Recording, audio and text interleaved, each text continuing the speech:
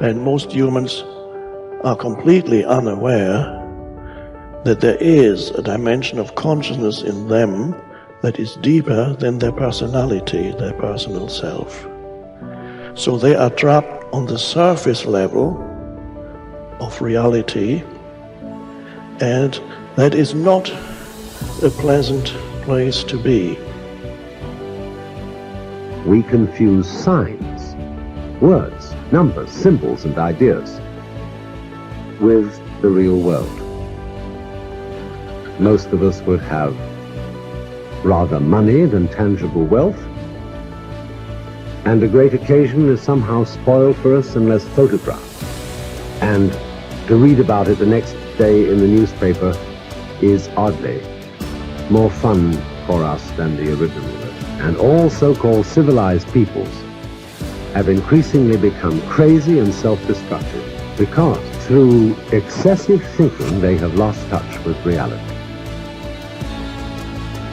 Reality is the part of you that is eternal. And when you live there, you abide in an absence of fear. And you begin to know that life itself is a sublime experience. And there are no accidents in it at all. And that intelligence, whatever you want to call it, flows through each and every one of us. And the same intelligence that moves a star across the sky moves a thought across your mind. We all must deal with that dark side of our nature, the positive side of our nature. And it isn't that it ever gets done or finished, but that we should suppress those things that would cause us trouble, not only within ourselves, but cause us trouble with someone else. It's a never-ending challenge, but to still always be who you are. But who we are is, you might describe it as dual nature. And the key to life is to become the most of the good in you and the least of the bad. Because you've got to make a move which will put yourself out of your own control into the control of a better.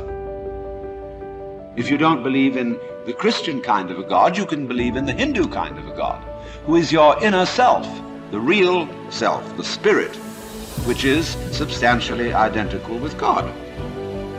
So you've got to meditate in such a way that you identify with your higher self.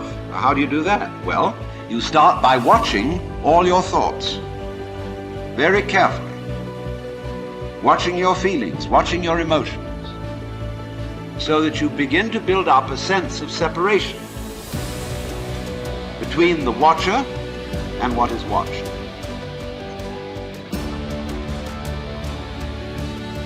You cannot change conditions or circumstance. You don't have to let them control you. We can't control what's going on outside, but we can control what's going on inside. Unfortunately, I don't think many of us have been raised to really understand that. And it's a lack of understanding that's causing all our problems. We are the only creature on the planet that's totally disoriented in our environment. All the little squirrels, the birds, all the animals are completely at home in their environment. They blend in. You and I are totally disoriented in our environment. We've been given the mental faculties to create our own environment. However, we go right through school and we've never learned that. We have higher faculties, and the average person has no knowledge of how to operate them. We have perception, the will, reason, imagination, memory, and intuition. Those mental faculties, they're not just words. They're actually mental faculties that we can use to take control over our world and to create the environment that we want. But unfortunately, we grow up, we don't know that. We've been raised to live through by what we see, hear, smell, taste, and touch. We've been raised to be controlled by what's going on outside. As little kids, will you listen to what I'm telling you? Will you look at this? And so it's all outside. I think we're raised in ignorance, actually. There's a very small percentage of the population that have a reasonably clear understanding of who they are and what they're capable of doing. But the ones that do are in the minority.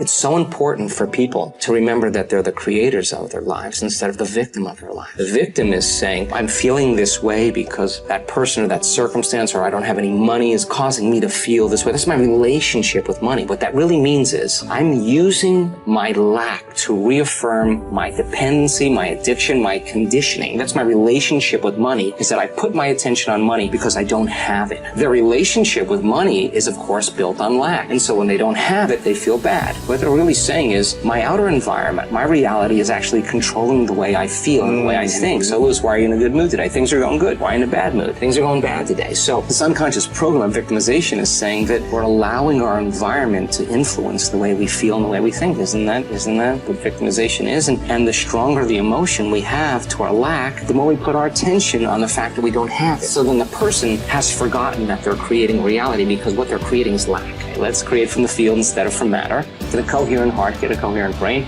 relax in the heart, and energy moves right into the brain. We've measured this 1,000 times, and all of a sudden the person moves into these beautiful, elegant brainwave states where they're super creative, right?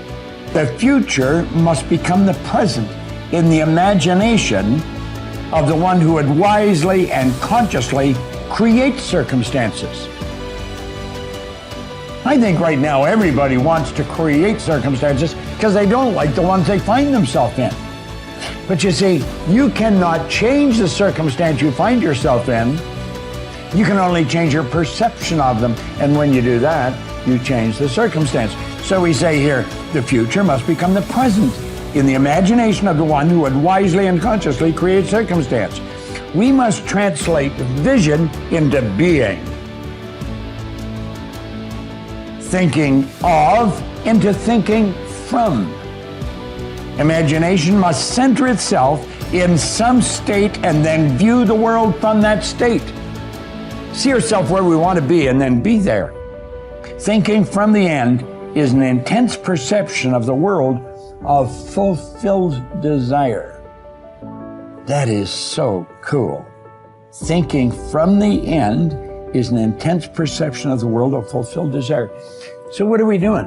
We're building a goal, and then we see ourselves already having accomplished the goal.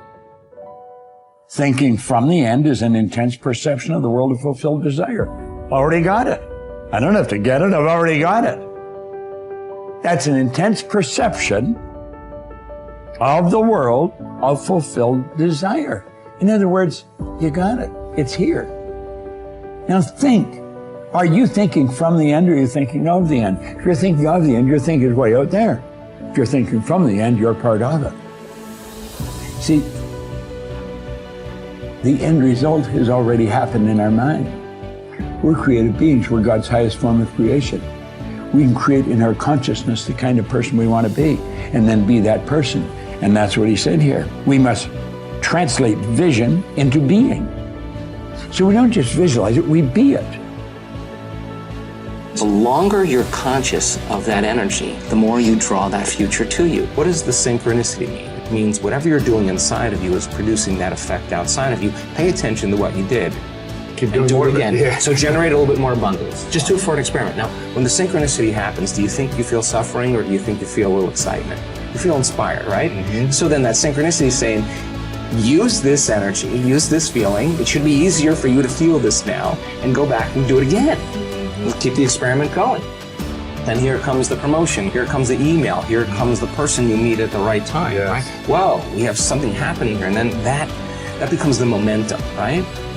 So then we generate abundance. That's how we do it. We generate abundance, right? So then if you have an hour meditation where you're tuning into your abundant future, but then you're spending the other 15 hours a day in lack, don't expect anything to change. You defaulted. Mm-hmm. You're back to the old energy. And if you say it's that person or that circumstance or that bank account, I'm going to say you're back to the unconscious program of being a victim, right? So then let's go a step further.